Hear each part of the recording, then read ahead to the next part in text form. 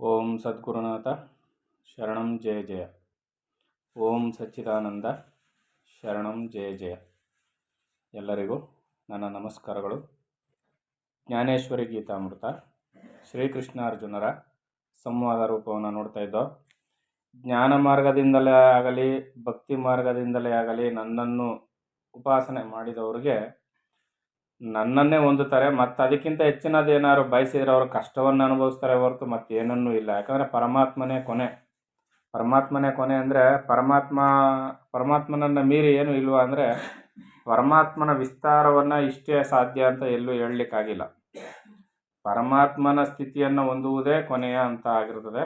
ಅದರಿಂದ ಅದನ್ನು ಮೀರಿ ಏನಾದರೂ ಇದೆ ಅಂತ ಏನಾದ್ರು ಭಾವಿಸಿ ಯಾರಾದರೂ ಜಂಜಾಟಕ್ಕೆ ಸಿಕ್ಕಾಕೊಂಡಿದ್ರೆ ಅದರ ಕಷ್ಟವನ್ನೇ ಪಡ್ತಾರೆ ಹೊರತು ಅಲ್ಲಿ ಯಾವ ಪ್ರಯೋಜನವೂ ಇಲ್ಲ. ಹೆಚ್ಚಾದ ಯಾವ ಪ್ರಯೋಜನವೂ ಇಲ್ಲ ಅಲ್ಲಿ ಅಂತ ಇಲ್ಲಿ ಪರಮಾತ್ಮ ಹೇಳ್ತಾ ಇದ್ದಾನೆ. ಮುಂದುವರೆದು ಹೇಳ್ತಾನೆ, ಸರ್ವ ಜೀವರಿಗೂ ಕಲ್ಯಾಣವನ್ನು ಉಂಟು ಮಾಡುವ ಸರ್ವೋತ್ತಮವಾದ ಅವ್ಯಕ್ತ ತತ್ವವನ್ನು ಸಾಧಿಸಿ ಬ್ರಹ್ಮ ಪದವಿಯನ್ನು ಹೊಂದಲಿಚ್ಛಿಸುವವರು ಭಕ್ತಿ ಇಲ್ಲದೆ ಪ್ರಯತ್ನಿಸಿದರೆ ಇಂದ್ರಾದಿ ಪದವಿಗಳೆಂಬ ವಾಂಛೆಯು ಬಾಧಿಸತೊಡಗುವುದು. ಏನು ಹೇಳ್ತಾ ಇದ್ದಾನೆ ಇಲ್ಲಿ ಪರಮಾತ್ಮ? ಸರ್ವ ಜೀವರಿಗೂ ಕಲ್ಯಾಣವನ್ನು ಉಂಟು ಮಾಡುವ ಸರ್ವೋತ್ತಮವಾದ ಅವ್ಯಕ್ತ ತತ್ವವನ್ನು ಸಾಧಿಸಿ ಬ್ರಹ್ಮ ಪದವಿಯನ್ನು ಹೊಂದಲಿಚ್ಛಿಸುವವರು ಭಕ್ತಿ ಇಲ್ಲದೆ ಪ್ರಯತ್ನಿಸಿದರೆ ಇಂದ್ರಾದಿ ಪದವಿಗಳೆಂಬ ವಾಂಛೆಯು ಬಾಧಿಸತೊಡಗುವುದು. ಕೆಲವರಿಗೆ ಭಕ್ತಿ ಇರೋದಿಲ್ಲ, ಸಾಧನೆಯನ್ನೇನೋ ಮಾಡ್ತಾ ಇರ್ತಾರೆ, ಆದರೆ ಯಾವುದೇ ಥರದ ಭಕ್ತಿ ಅದರಲ್ಲಿ ಇರೋದಿಲ್ಲ. ಅವ್ರಿಗೇನಾಗುತ್ತೆ ಅಂದರೆ ಇಂದ್ರಾದಿ ಪದವಿಗಳು, ಸ್ವರ್ಗ ಸುಖದ ವಾಂಛೆ, ನಾನು ಈ ಸುಖ ಪಡಬೇಕು ಆ ಸುಖ ಪಡಬೇಕು, ಭೋಗದ ಇಚ್ಛೆ ತಲೆಯಲ್ಲಿ ಅಂಟ್ಕೊಬಿಡ್ತದೆ. ಇಲ್ಲಿ ಶುದ್ಧ ಭಕ್ತಿ ಶುದ್ಧ ಪ್ರೇಮವನ್ನು ಇಟ್ಟುಕೊಂಡು ಮುಂದುವರೆದಂಗೆ, ಇಲ್ಲ ಅಂದರೆ ಏನಾಗುತ್ತೆ, ಭೋಗದ ಇಚ್ಛೆ ತಲೆಗೇರಿಬಿಡ್ತದೆ. ಮತ್ತು ವೃದ್ಧಿ ಸಿದ್ಧಿಗಳೆಂಬ ಪ್ರಸಿದ್ಧ ಚೋರರು ಮಾರ್ಗದಲ್ಲಿ ಮುಂದೆ ನಡೆಯದಂತೆ ಅವರುಗಳಿಗೆ ವಿಘ್ನಗಳನ್ನು ಉಂಟು ಮಾಡುವರು. ಈ ಯೋಗ ಸಾಧನೆಯನ್ನು ಮಾಡ್ತಾ ಇದ್ದಾಗ ಏನಾಗುತ್ತೆ, ನಡುವಿನಲ್ಲಿ ಅಂದರೆ ಮಾರ್ಗ ಮಧ್ಯದಲ್ಲಿ ಅಷ್ಟಸಿದ್ಧಿಗಳು ಬಂದ್ಬಿಡ್ತವೆ. ವೃದ್ಧಿ ಸಿದ್ಧಿಗಳೆಂಬ ಚೋರರು, ಪ್ರಸಿದ್ಧ ಚೋರರು, ಅದುವೇ ಸಾಮಾನ್ಯ ಕಳ್ಳರಲ್ಲ ಅವರು, ಪ್ರಸಿದ್ಧ ಚೋರರು, ಎಕ್ಸ್ಪರ್ಟ್ ಕಳ್ಳರುಗಳವರೆಲ್ಲ. ಅವ್ರೇನು ಮಾಡ್ತಾರೆ ಅಂದರೆ ಒಬ್ಬ ಸಾಧಕನನ್ನು ಸಂಪೂರ್ಣವಾಗಿ ದೇಹಾಭಿಮಾನವನ್ನು ಪಡೆದುಕೊಳ್ಳುವಂತೆ ಮಾಡಿಬಿಡ್ತಾರೆ. ಯಾರಿಗೋ ಒಬ್ರಿಗೆ ಏನಾಗುತ್ತೆ ಅಂದರೆ ಈ ಅಣಿಮ ಲಗಿಮ ಗರಿಮ ಮಹಿಮ ಈ ಥರ ಸಿದ್ಧಿಗಳೆಲ್ಲ ಇರ್ತಾವಲ್ಲ, ಅದರ ಪ್ರಭಾವಳಿ ಎದ್ದು ಕಾಣೋದಕ್ಕೆ ಶುರುವಾದಾಗ ಏನು ಮಾಡ್ತಾರೆ, ಅವರು ಜನರ ಮುಂದೆ ಪ್ರದರ್ಶನ ಮಾಡೋದಕ್ಕೆ ಶುರು ಮಾಡ್ತಾರೆ. ಜನರು ಮೊದಲೇ ಕೇಳಬೇಕಾ, ಯಾರು ಇಂಥದನ್ನು ಮಾಡ್ತಾರೋ ಇಮ್ಮಿಡಿಯೇಟಾಗಿ ಅವ್ರನ್ನ ಹೊಗಳೋದಕ್ಕೆ ಶುರು ಮಾಡಿಬಿಡ್ತಾರೆ. ಆರಾಧನೆ ಮಾಡುವ ಲೆವೆಲ್ಗೆ ಅವ್ರನ್ನ ಹೊಗಳೋದಕ್ಕೆ ಶುರು ಮಾಡಿಬಿಡ್ತಾರೆ. ಹೊಗಳ್ತಾ ಇದ್ದಂಗೆ ಹೊಗಳಿಕೆ ಅಂತಕ್ಕಂಥದ್ದು ಜಗತ್ತಿನಲ್ಲಿ ದೊಡ್ಡ ರೋಗ. ಅದು ಹೊಗಳಿಸಿಕೊಳ್ಳುವುದು ಅನ್ನೋದು ದೊಡ್ಡ ರೋಗ. ಮಾನ ಸನ್ಮಾನಗಳು ಯಾರಿಗಿಷ್ಟ ಇಲ್ಲ ಹೇಳಿ? ಇಂಥದನ್ನು ಮಾಡೋದಕ್ಕೆ ಶುರು ಮಾಡಿದಾಗ ಅವನು ಯಾವ ದೊಡ್ಡ ಸಾಧಕ ಆಗಿದ್ರು ಇಮ್ಮಿಡಿಯೇಟಾಗಿ ತಕ್ಷಣವೇ ತಲೆದೂಗಿ ಬಿಡ್ತಾನೆ. ಹಾಗೇನಾಗುತ್ತೆ, ಎಲ್ಲ ಹೊಗಳೋದಕ್ಕೆ ಶುರು ಮಾಡಿದ್ರೆ ತಾನು ಗಳಿಸಿರ್ತಕ್ಕಂಥ ಸಿದ್ಧಿಯನ್ನು ಜನರ ಮುಂದೆ ರಂಜಿಸುವಂತೆ ಅದರಿಂದ ಏನೇನಾಗಬೇಕು ಎಲ್ಲವನ್ನು ಮಾಡ್ತಾ ಇರ್ತಾನೆ.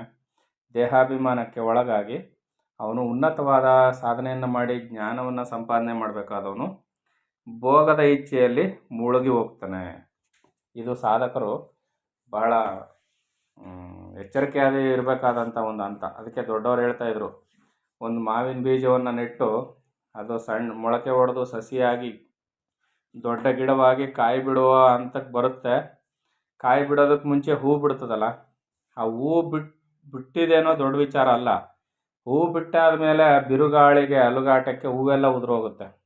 ಈ ವಿಚಾರದಲ್ಲಿ ಸ್ವಲ್ಪ ಎಚ್ಚರಿಕೆಯಾಗಿರಬೇಕು. ಯಾಕಂದರೆ ಹೂವೆಲ್ಲ ಉದುರೋಯ್ತು ಅಂದರೆ ಕಾಯಿ ಕಚ್ಚೋದೆಲ್ಲಿಂದ, ಕಾಯಿ ಬಲಿತು ದೊಡ್ಡದಾಗಿ ಹಣ್ಣಾಗೋದು ಯಾವಾಗ, ಅದನ್ನು ಸವಿಯೋದು ಯಾವಾಗ ಅಲ್ವಾ? ಅಂದರೆ ಇಲ್ಲಿ ಈ ಯೋಗ ಸಾಧನೆಯ ಮಾರ್ಗದಲ್ಲಿ ಹೂ ಬಿಡುವುದು ಅನ್ನೋದು ಇದೆಯಲ್ಲ, ಇದು ಒಂದು ಸಿದ್ಧಿಗಳು ಬರುವ ಹಂತ. ಮಾವಿನ ಗಿಡ ಹೂ ಬಿಡ್ತದಲ್ಲ ಕಾಯಿ ಬರೋದಕ್ಕಿಂತ ಮುಂಚೆ, ಆ ರೀತಿಯಲ್ಲಿ ಈ ಜ್ಞಾನವನ್ನು ಸಂಪಾದನೆ ಮಾಡಲಿಕ್ಕೆ ಯೋಗ ಸಾಧನೆ ಮಾಡ್ತಾ ಇರ್ತಕ್ಕಂಥವ್ರಿಗೆ ಹೂ ಬಿಡುವ ಅಂತ ಯಾವುದಪ್ಪ ಅಂದರೆ ಸಿದ್ಧಿಗಳು ಬರುವಂಥದ್ದು. ಇಲ್ಲಿ ಪ್ರಪಂಚದ ಬಿರುಗಾಳಿ ಬೀಸ್ಕೊಳ್ತದೆ. ಹೊಗಳಿಕೆಯ ಬಿರುಗಾಳಿ ಬೀಸ್ಕೊಂಡಾಗ ಆ ಹೊಗಳಿಕೆಯ ಬಿರುಗಾಳಿಗೆ ಯಾರು ಒಳಗಾಗ್ತಾರೋ ಆಗ ಸಿದ್ಧಿಗಳು ಅವನನ್ನು ಹೊಡ್ಕೊಂಡು ಹೊರಟೋಗುತ್ತೆ. ಕಾಯಿ ಬಿಡೋದಿಲ್ಲ, ದೋರಣ್ಣು ಆಗೋದಿಲ್ಲ, ಹಣ್ಣು ಆಗೋದಿಲ್ಲ, ಆ ಜ್ಞಾನದ ಸವಿಯನ್ನು ಸವಿಯೋದಕ್ಕೆ ಆಗೋದಿಲ್ಲ. ಈ ರೀತಿಯಲ್ಲಿ ಅನೇಕ ವಿಘ್ನಗಳನ್ನು ಉಂಟು ಮಾಡ್ತದೆ. ಅದಲ್ಲದೇ ಕಾಮ ಕ್ರೋಧಾದಿ ಬಾಧೆಯು ಅಪಾರವಾಗಿರುತ್ತದೆ. ಈ ಸಾಧನೆಯನ್ನು ಆರಂಭದ ಹಂತದಲ್ಲಿ ಯಾಕೆ ಇಷ್ಟೊಂದು ತೊಂದರೆ ಆಗ್ತಾ ಇದೆ ಅಂತ ನಮಗೆ ಗೊತ್ತಾಗೋದಿಲ್ಲ. ಆ ರೀತಿಯಲ್ಲಿ ಕಾಮ ಬಾಧೆ ವಿಪರೀತವಾಗುತ್ತೆ. ಮತ್ತು ಇವುಗಳಲ್ಲದೆ ನಿರಾಕಾರ ಬ್ರಹ್ಮದೊಡನೆ ಸೆಣಸುತ್ತಾ ತೊಂದರೆ ಪಡಬೇಕಾಗುವುದು, ಹಸಿವು ಬಾಯಾರಿಕೆಗಳೊಡನೆ ಹೋರಾಡಬೇಕಾಗುವುದು, ಮತ್ತು ಇಂದ್ರಿಯ ಸುಖಕ್ಕೆ ತಿಲಾಂಜಲಿ ಕೊಟ್ಟು ಹಗಲು ರಾತ್ರಿಗಳಲ್ಲಿ ನಿದ್ರೆಯನ್ನು ತೊರೆದು ಎಚ್ಚರಗೊಂಡಿರಬೇಕಾಗುವುದು. ಮಳೆಗಾಳಿಗಳನ್ನು ಸಹಿಸುತ್ತಾ ವೃಕ್ಷಗಳೊಡನೆ ಸಖ್ಯಭಾವವನ್ನಿಡಬೇಕಾಗುವುದು. ಹೇ ಅರ್ಜುನ, ಈ ಯೋಗವು ಮೃತನಾದ ತನ್ನ ಪತಿಯೊಡನೆ ಸಹಗಮನಕ್ಕೆ ಸಿದ್ಧಳಾದ ಸತಿಯು ಚಿತೆಯ ಮೇಲೆ ಕುಳಿತುಕೊಂಡಂತೆ ಕಷ್ಟತರವಾಗಿದೆ. ಈಗ ಪತಿ ಏನೋ ಒಂದು ಕಾರಣಾಂತರದಿಂದ ಮರಣ ಹೊಂದಿಬಿಟ್ರೆ ಆರೋಗ್ಯಯುತವಾಗಿ ಬದುಕಿ ಬಾಳಬೇಕು ಅನ್ನೋ ಇಚ್ಛೆ ಇರ್ತಕ್ಕಂಥ ಸತಿಯನ್ನು ಕೂರಿಸಿ ಗಂಡನ ಚಿತೆ ಜೊತೆಲಿ ಹೆಂಡತಿಯನ್ನು ಸುಡ್ತಿದ್ರಂತೆ. ಹಿಂದೆ ಸಹಗಮನ ಪದ್ಧತಿ ಅಂತ ಮಾಡ್ತಾಯಿದ್ರು. ಈಗ ಇವನೇನೋ ಸತ್ತೋಗಿದ್ದಾನೆ, ಸುಟ್ರೆ ಅವ್ನಿಗೇನು ಗೊತ್ತಾಗೋದಿಲ್ಲ. ಜೀವಂತವಾಗಿರೋಳನ್ನ ಕೂರಿಸಿ ಸುಡ್ತಾ ಇದ್ರಲ್ಲ, ಆ ಸುಡುವ ಈ ಅವಸ್ಥೆ ಇದೆಯಲ್ಲ, ನಿಜವಾಗಿಯೂ ಆಕೆಯಲ್ಲಿ ಆಗ್ತಕ್ಕಂಥ ನರಕ ಯಾತನೆ ಯಾರಿಗೂ ಆಗೋದಿಲ್ಲ.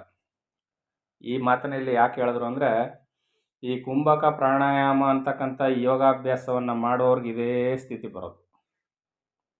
ಯಾಕಂದರೆ ಲೋಕದ ಜನರೆಲ್ಲ ಚೆನ್ನಾಗಿ ಉಂಡು ತಿಂದು ಸುಖ ಪಡ್ತಾ ಇರ್ತಾರೆ.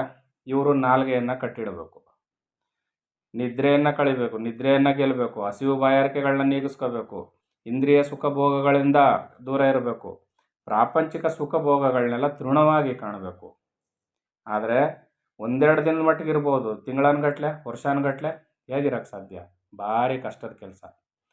ನಾಲ್ಗೆ ಚಪಲನ್ನು ಗೆಲ್ಲೋದು ಭಾರಿ ಕಷ್ಟ. ನಾಲ್ಗೆ ಚಪಲು, ಕಣ್ಣಿನ ನೋಟದ ಶಕ್ತಿ, ಇಂದ್ರಿಯಗಳ ಬಾಧೆಯನ್ನು ತಡ್ಕೊಳ್ಳಿಕ್ಕೆ ಯಾರಿಂದ ಸಾಧ್ಯ ಆಗುತ್ತೆ?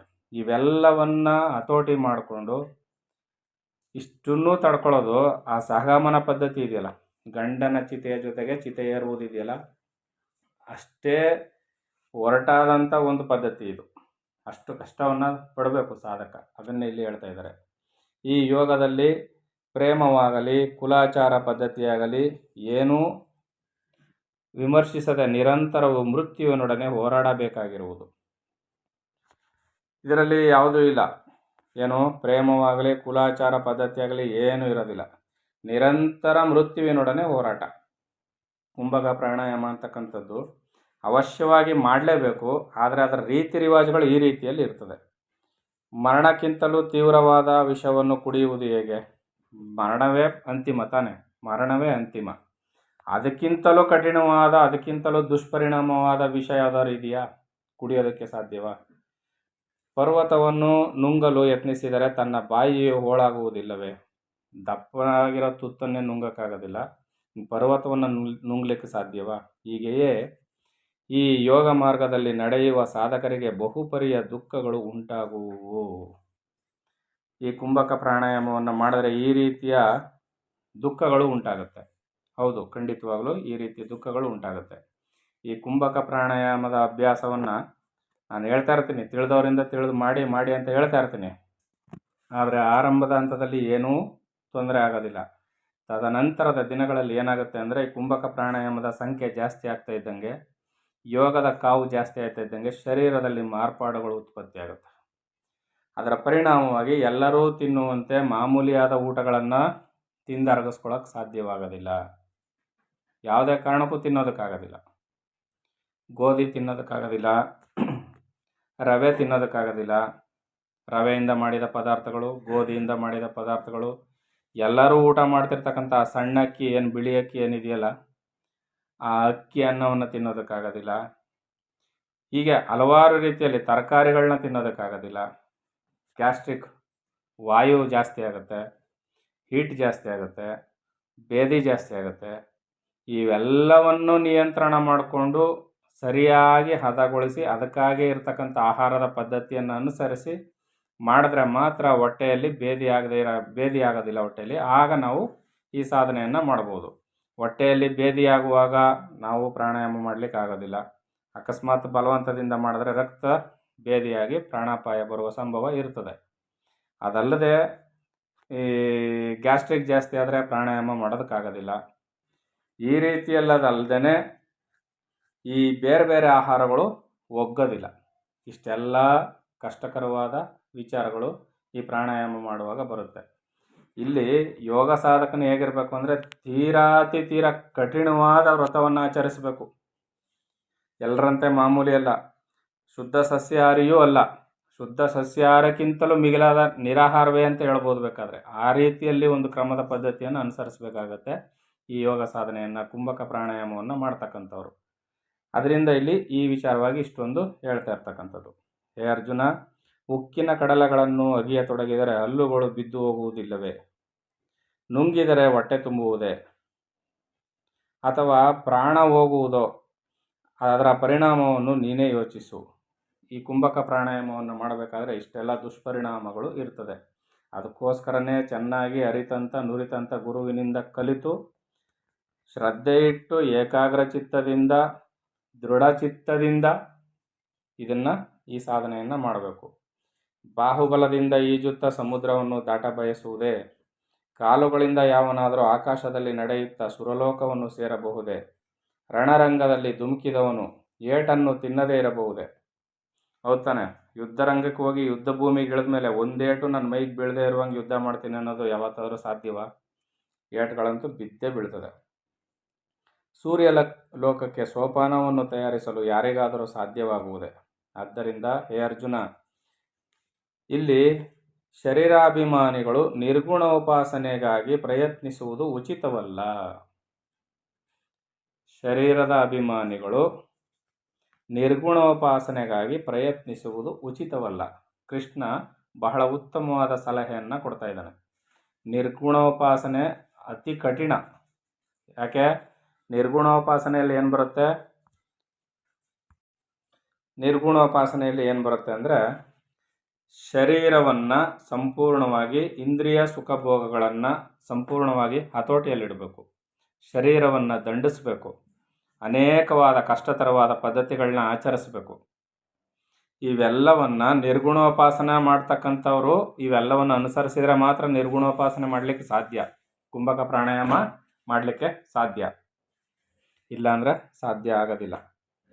ಆದರೆ ಅತ್ಯಂತ ಪ್ರಯಾಸದಿಂದಲೂ ಸಾಹಸದಿಂದಲೂ ನಿರಾಕಾರ ಬ್ರಹ್ಮವನ್ನು ಹೊಂದುವುದಕ್ಕೆ ಸಂಸಿದ್ಧರಾದವರು ಅತ್ಯಧಿಕವಾದ ಕ್ಲೇಶವನ್ನು ಸಹಿಸಬೇಕಾಗುವುದು.